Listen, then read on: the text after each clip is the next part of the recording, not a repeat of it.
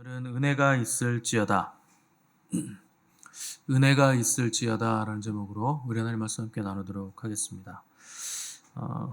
오늘 에베소서 65번째 시간인데 오늘 마지막 시간입니다.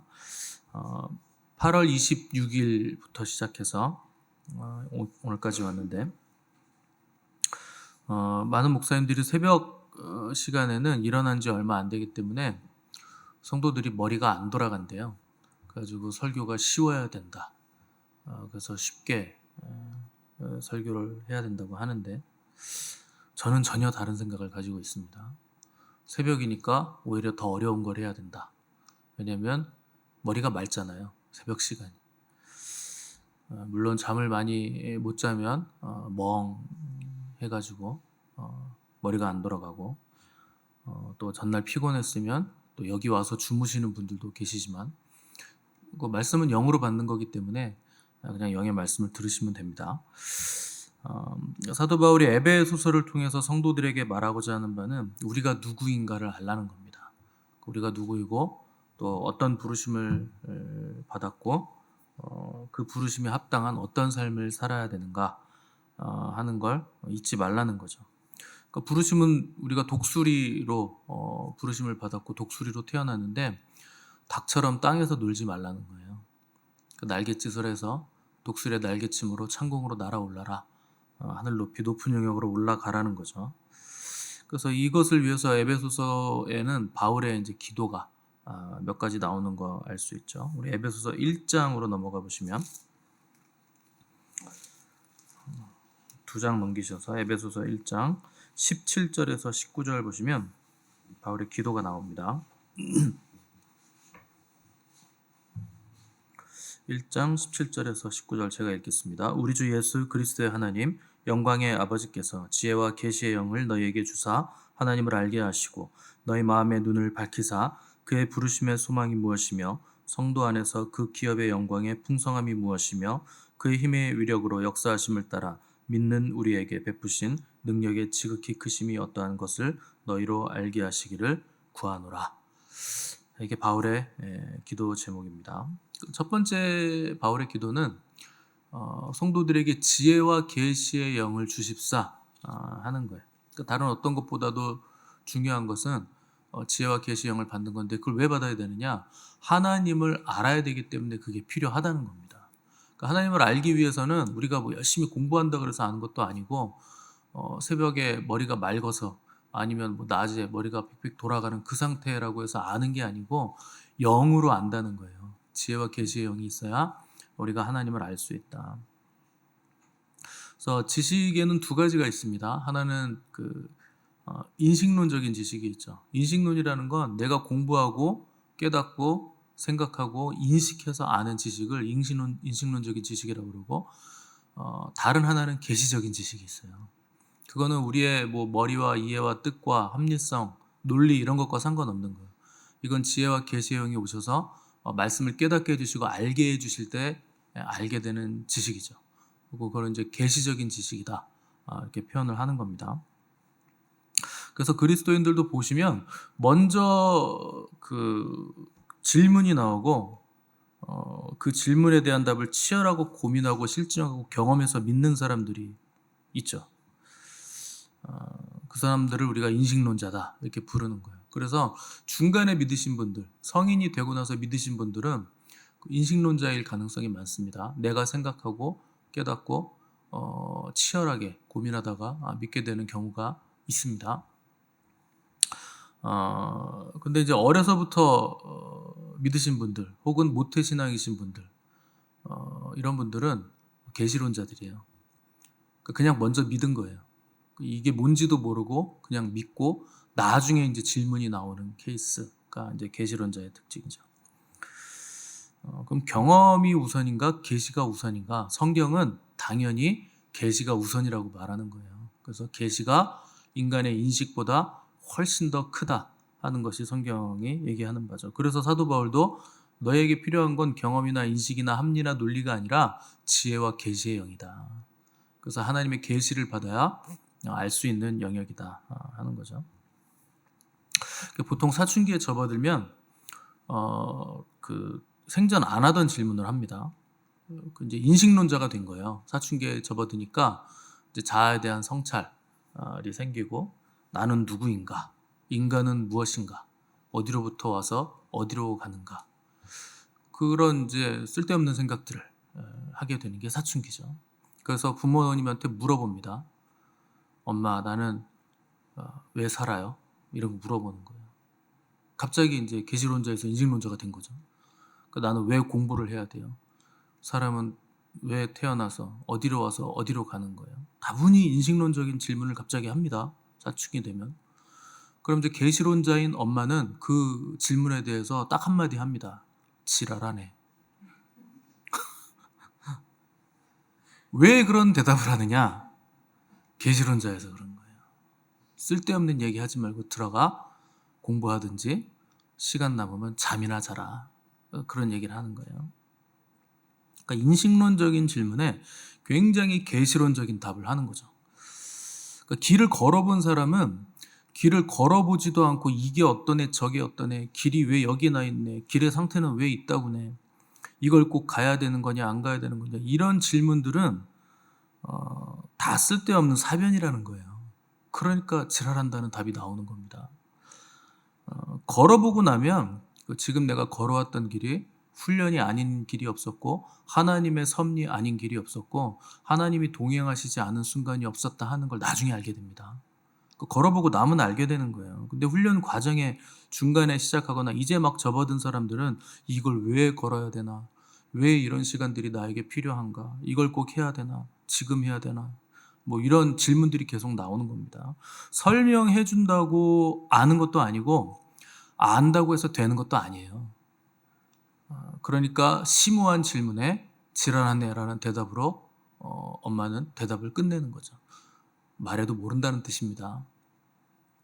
모세가 쓴 창세기를 보면 하나님을 우리가 어떻게 이해해야 되는가, 그분이 창조주라는 걸 우리가 어떻게 인식해야 되는가에 대해서 쭉 써놓은 게 있습니다.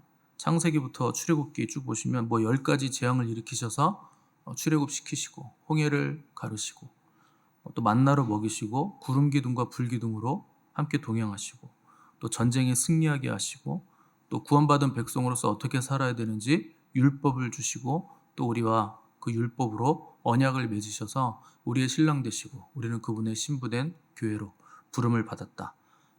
그 일을 행하신 분은 하나님이시다. 그분이 인류 역사의 주권자시고 우리 구원의 주체가 되신다 하는 이해를 가질 수 있도록 쭉 설명을 해준 거죠. 그래서 성경의 시작은 어떻게 시작하느냐? 태초에 하나님이 천지를 창조하시니라. 만약에 우리가 인식론이 중요하다고 했다면 마지막에 나와야 되는 얘기입니다. 이건 이렇고 저건 저러니까 마지막에 그러므로 하나님이 태초에 천지를 창조하신 분이니 너희는 믿어라, 이러고 성경이 끝나야 되는 거예요. 근데 성경은 정반대로 가죠. 이게 마지막에 결론적으로 나오는 게 아니고 시작부터 결론적인 말씀을 선포하고 시작하는 거예요. 그래서 시작이 태초에 하나님이 천지를 창조하시니라. 인식론이 아니에요. 계시론적으로 이해를 하라는 거예요. 계시 아니면 이걸 이해할 방법이 없다는 거죠. 그래서 욥기만 보더라도 사람이 인식론에 치중한 사람은 욥기를 보면 늘 관심이 뭐에 있습니까? 그래서 욥이 어떻게 됐는데? 그래서 복을 받았어 안 받았어? 뭐 병이 났어 안 났어? 죽은 자식보다 더 아름다운 자식들이 생겼다고? 더 많은 재산이 생겼다고? 거참 잘 됐네. 뭐 이런 식으로 이해를 합니다. 욥기에 관심은 거기 없어요. 욥이 어떻게 됐는지는 전혀 관심이 없습니다. 만약에 그런 것들에 관심이 있었다면 성경이 38장 동안 욥의 끝없는 질문과 욥의 친구들과의 대화를 그렇게 길게 써놓을 이유가 없어요. 그러니까 하나님의 관심은 그 38장 동안의 그 대화와 욥의 비명과 고통에 관심이 있는 거죠. 그러니까 욥이 왜 비명을 지르고 그 이유를 알 수 없는, 그 인과응보의 논리로는 설명할 수 없는 질문들을 계속 쏟아내는 거예요. 도대체 내가 왜 고난을 받아야 되는지 모르겠다는 거죠. 그러니까 성경의 관심은 뭐냐? 인간이 가진 이해로는 모를 일이 너무 많다는 겁니다. 그게 욥기예요. 인식론적으로는 해결할 방법이 없다. 경험적으로도 해결할 방법이 없다. 그러니까 상황과 답이 없는 자리에서 욥이 하는 질문은 욥 스스로도 답을 낼 수 없고 친구들도 답을 낼 수 없다는 거죠. 그러니까 신앙이라는 게 그렇게 명쾌하게 딱딱 신데렐라 구두 마냥 떨어지면 얼마나 좋겠습니까? 딱 맞으면 얼마나 좋겠습니까? 근데 그렇지 않은 일이 너무 많다는 거예요. 근데 우리는 이게 딱딱 들어맞았으면 좋겠죠. 답이 있었으면 좋겠죠. 명쾌했으면 좋겠는 거예요. 그런데 삶을 살아보시면 신앙이라는 건 굉장히 모호합니다. 구멍이 너무 많고 징검다리가 있는데 그 징검다리를 점프해서 건너가다 보면 점프하지 못할 멀리 있는 다리가 있는 거예요. 그 중간을 어떻게 메울 것인가, 어떻게 다리를 놔서 저기를 갈 것인가 하는 게 신앙의 싸움이죠. 근데 그 모호함을 견디지 못해서 우리가 하는 일은 뭐냐? 이거 아니면 저걸로 이분법적으로 갈라치기 하는 거예요. 아, 이건 이런 거고 저건 저런 거야. 명쾌하게 이렇게 딱 떨어지는 거야. 이거 안 믿으면 너는 우리 편 아니야. 이렇게 갈라지는 거죠. 그래서 파당도 생기고 분열도 생기는 거죠. 근데 구원은 그렇게 안 되는 거예요. 구원 자체가 딱딱 떨어지지 않습니다. 원래 구원은요, 법으로 받아야 되는 거예요. 법으로. 율법으로 받아야 되는 거예요. 율법을 지킨 사람만 구원을 얻는다. 근데 그 원칙이 구원인데 하나님이 원칙으로 우리를 구원하시지 않은 거예요. 그러니까 이게 애매한 거죠. 원칙으로 구원하려고 했으면 여기 계신 분들 중에 구원 얻을 분 아무도 없죠. 원칙으로 구원 안 했어요. 그래서 성경에 믿음으로, 은혜로 이런 말이 나오는 겁니다. 그래서 하나님이 쓰신 구원의 방법은 원칙이 아니라 편법이에요. 그게 십자가입니다. 그냥 하나님이 우리 대신 죽어주시기로 하신 거예요. 이 놀라움은 사실 우리의 이해보다, 우리의 인식보다 너무 크기 때문에 늘 모호하고 늘 우리는 헤매고 다니는 거죠. 이게 맞나? 저게 맞나? 그래서 바울이 기도하는 건 뭡니까? 우리에게 지혜와 계시의 영을 주십시오. 그게 필요합니다. 인간의 인식과 논리로, 지혜로는 알 방법이 없다는 거죠. 두 번째 바울의 기도는 3장 16절에서 19절입니다. 한 장 뒤로 넘기시면 3장 16절에서 19절. 그의 영광의 풍성함을 따라 그의 성령으로 말미암아 너희 속사람을 능력으로 강건하게 하시오며 믿음으로 말미암아 그리스도께서 너희 마음에 계시게 하시었고 너희가 사랑 가운데서 뿌리가 박히고 터가 굳어져서 능히 모든 성도와 함께 지식에 넘치는 그리스도의 사랑을 알고 그 너비와 길이와 높이와 깊이가 어떠함을 깨달아 하나님의 모든 충만하신 곳으로 너희에게 충만하게 하시기를 구하노라. 아멘. 여기도 마찬가지입니다. 속 사람을 능력으로 강건하게 하시고 믿음으로 말미암아 그리스도께서 너희 마음에 계시게 하시고 너희가 사랑 가운데서 뿌리가 박히고 터가 굳어져서 하나님의 사랑을 깨달아 하나님의 충만한 것으로 충만하게 되기를 구하는데 그렇게 되려면 뭐가 필요하냐? 16절 보시면 그의 성령으로 말미암아 그렇게 된다는 거예요.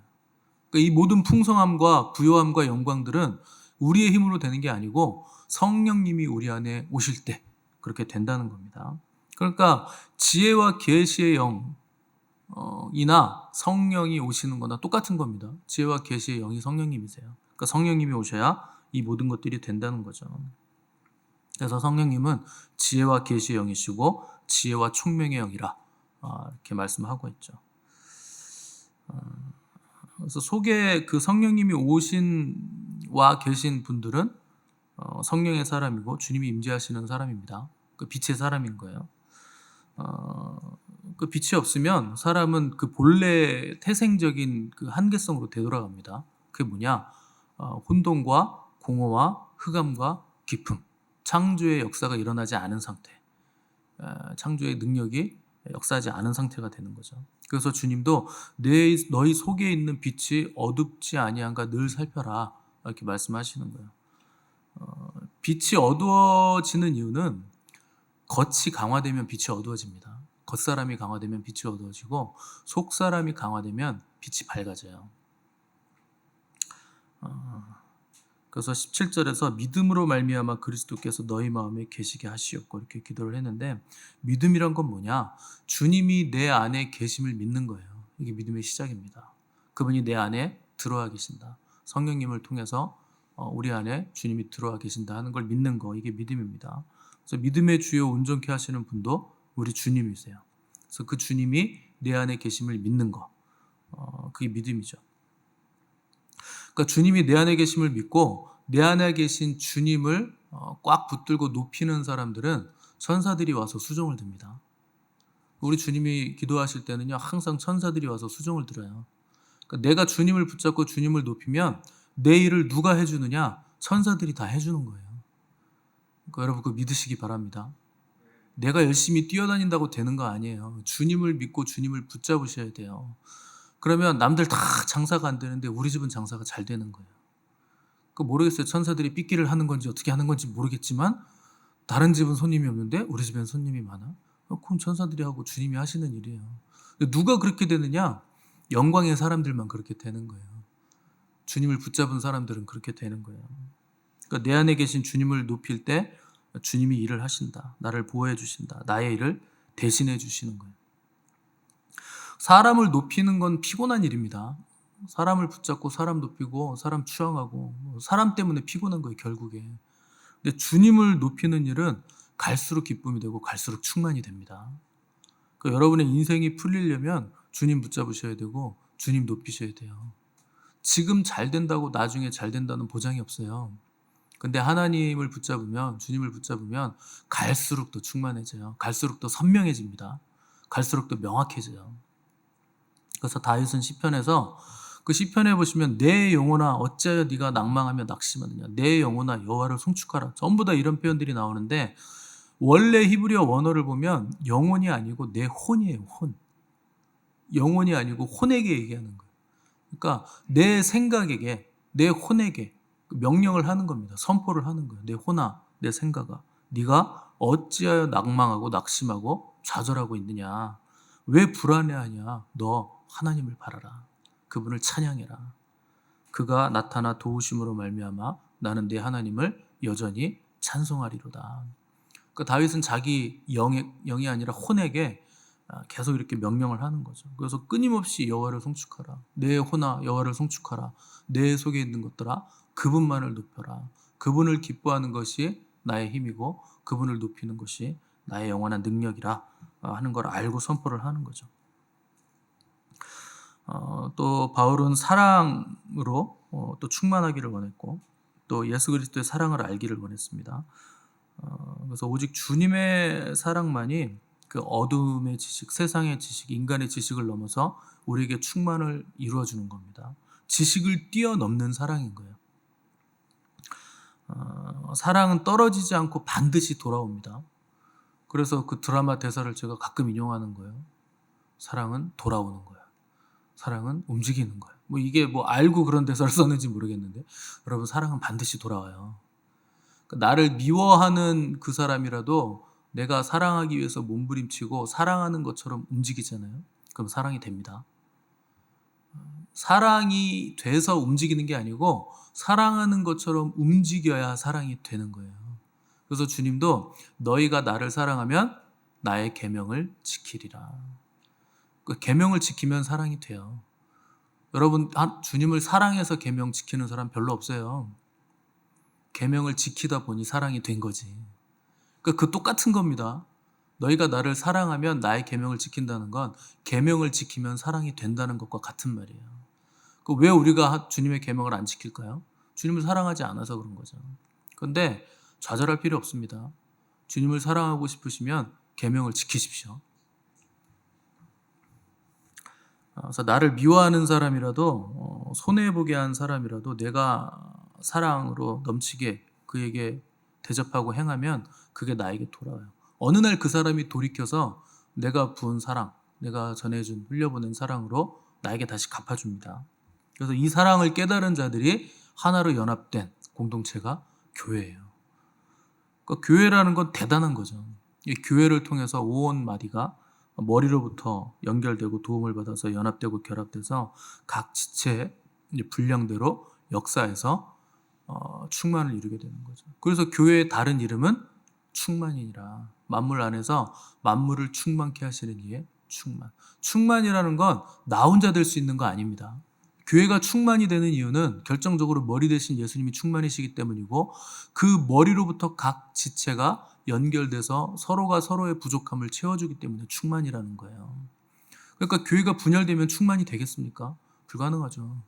각 사람이 각자의 자리에서 각자의 맡은 소임을 다하고 서로가 서로에게 도움을 줄 때, 그때가 교회가 충만이 된다는 거예요. 그래서 이 교회로 부르심을 받은 우리가 이 부르심에 합당한 삶을 살아야 된다는 거죠. 그래서 4장으로 넘어가면 이 부르심에 합당한 삶이 겸손과 온유함과 오래 참음과 성령이 하나 되게 하신 것을 힘써 지키는 것. 이게 우리가 우리 부르심에 합당한 사람으로서 삶을 사는 방법입니다. 그래서 서로 비교하는 건 그 교회를 깨는 가장 빠른 방법이에요. 왜냐하면 각자의 자리가 있고 각자의 위치가 있고 각자의 부르심이 있는데 이렇게 비교하기 시작하면 그 교회의 연합을 다 깨버리는 거죠. 하나님은 인류 역사 이래로 똑같은 사람을 둘 이상 지으신 적이 없습니다. 하나 이상 지으신 적이 없습니다. 두 사람 만든 적이 없어요. 쌍둥이라도 하나님의 창조 원리와 질서에 따르면 달라요. 쌍둥이라도 같을 수가 없어요. 그래서 하나님은 사람을 다르게 만드셨을 뿐만 아니라 은사도 각각 다 다르게 주신 거죠. 그러니까 사람은요, 서로가 비교 대상이 아니라는 뜻입니다. 서로가 서로를, 여러분들이 누구와 남과 나를 비교하려면 그와 내가 태어날 때부터 똑같아야 돼요. 그리고 생긴 것도 똑같아야 되고 몸무게도 똑같아야 되고 머리카락 개수도 똑같아야 되고 손톱 길이도 자라났는데 길이도 똑같아야 되고 모든 인간 몸 안에 있는 DNA도 똑같아야 됩니다. 그래야 비교 대상이 되는 거예요. 그런 사람은 없어요. 다 달라요. 비교 대상이 아니라는 뜻입니다. 근데 마귀가 어디서부터 우리에게 분열의 역사를 시작하는가? 서로 비교하는 데서부터 마귀 역사가 시작됩니다. 그 속삭이는 거죠. 너는 이런데 쟤는 이래. 쟤는 이런데 너는 그래. 너는 하는데 쟤는 안 해. 그럼 내가 더 해주면 되잖아요. 제가 안 하면 내가 더 해주면 되잖아요. 섬기고. 마귀는 그렇게 속삭이질 않아요. 너는 하는데 쟤는 안 한다. 누군 잘났는데 누군 못났다. 누군 옳은데 누군 그르다. 이렇게 속삭이는 거죠. 누군가 옳으면 누군가 그른 거죠. 누군가 옳다고 하면 그 사람은 우월의식에 빠지는 거고, 쟤는 그른 거야 그러면 열등의식에 빠지는 거죠. 우월한 의식에 빠지면 교만이 오는 거고, 열등의식에 빠지면 절망과 좌절이 오는 겁니다. 전부 다 이건 마귀가 주는 의식이에요. 그래서 심플한 거예요. 하나님은 빛이시고 마귀는 어둠이에요. 내가 어둠으로 점점 가면 마귀가 온 것이고, 내가 빛으로 가서 하나님으로 기쁘고 충만하면 그 하나님이 오신 거예요. 그래서 모두가 하나님의 형상이라는 것을 여러분 기억하셔야 되고, 모두가 교회로 부름받았다 하는 것을 여러분 꼭 기억하시고, 서로 다름이 아니라 주 안에서 하나 되고 조화를 이룰 때, 인간을 지으실 때 하나님께서 만드신 하나님의 형상, 그 창조의 절정이 우리 안에서 꽃을 피우게 된다 하는 것을 여러분 기억하셔야 됩니다. 에베소서의 마지막 구절은 우리 주 예수 그리스도를 변함없이 사랑하는 모든 자에게 은혜가 있을지어다, 이렇게 끝을 맺고 있습니다. 우리가 구원받은 거, 부름받은 거 전부 다 은혜라는 거예요. 우리가 은혜로 부름받았고 은혜로 구원을 받았기 때문에 앞으로도 더욱 이 은혜가 우리에게 필요하다. 그래서 그리스도를 변함없이 사랑하는 모든 자에게 이 은혜가 더욱 있기를 원한다 하는 것이 사도 바울의 축복 기도입니다. 저와 여러분에게는 은혜가 필요하죠. 시간이 가면 갈수록 신앙이 좋아지면 좋아질수록, 아는 게 많으면 많아질수록 우리에게는 이 은혜가 더 필요합니다. 은혜 없이는 구원도 없고 믿음도 없고 평안도 없고 사랑도 없어요. 그래서 내가 이 자리에 오기까지 하나님의 영원하신 은혜가 있었습니다. 다 헤아릴 수 없는, 이루 말할 수 없는 은혜가 있었고, 또 많은 사람들의 나를 향한 기도가 있었고, 대속이 있었고, 기다림이 있었고, 참아줌이 있었죠.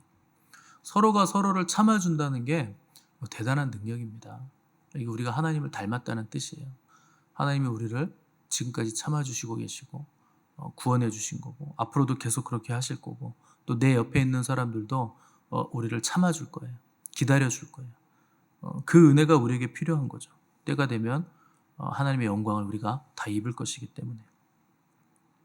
그래서 하나님은 쉬지도 않으시고 줄지도 않으시고 또 그분의 은혜는 영원 전부터 영원 후까지 변함이 없고 다함이 없습니다. 여러분 그 은혜가 우리에게 필요하고 오늘 여러분 그 은혜를 받으시기 바랍니다. 그래서 그리스도 안에서 우리에게 다가온 하나님의 은혜와 평강이 저 여러분들의 삶에 충만하시기를 바라고 주님 앞에 서기까지 교회로 부름받은 하나님의 사람들답게 부르심이 합당한 삶을 살아가시는 성숙한 그리스도인들로 살아가시기를 간절히 바랍니다.